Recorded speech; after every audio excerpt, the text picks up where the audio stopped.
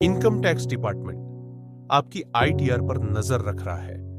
पिछले साल और इस साल की आईटीआर की तुलना क्यों हो रही है? क्या आपका इनकम टैक्स रिटर्न आईटीआर सही है?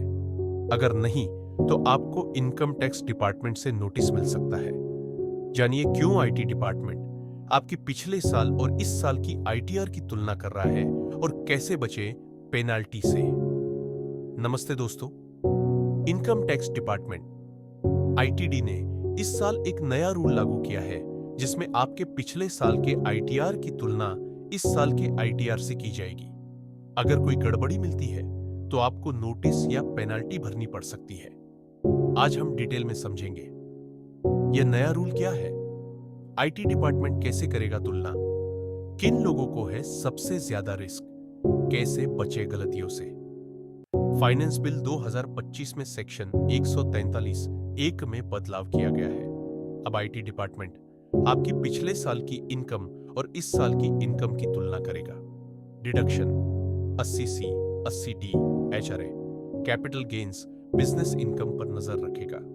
एआई और डाटा एनालिटिक्स से गड़बड़ियां पकड़ेगा। सीबीडीटी की रिपोर्ट के मुताबिक पिछले साल 1,12,00,000 केस में गड़बड़ी मिली और 48,000 करोड़ का अतिरिक्त टैक्स डिमांड किया गया।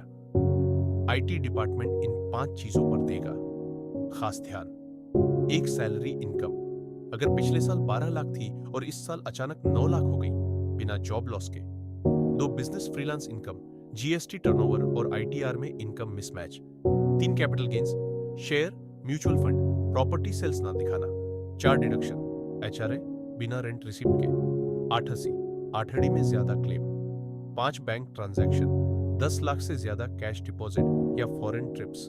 अगर आपकी आईटीआर में गड़बड़ी मिलती है तो नोटिस आ सकता है। सेक्शन 143(1), 139(9), 148 के तहत 50% से 200% तक पेनाल्टी।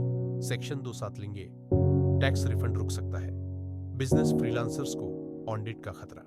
इन 5 टिप्स को फॉलो करके बचे गलतियों से।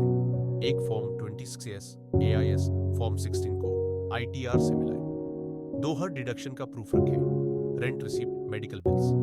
3, अगर गलती हो तो आईटीआर यू से 2 साल में करेक्ट करें। 4, नोटिस आने पर तुरंत रिस्पॉन्ड करें।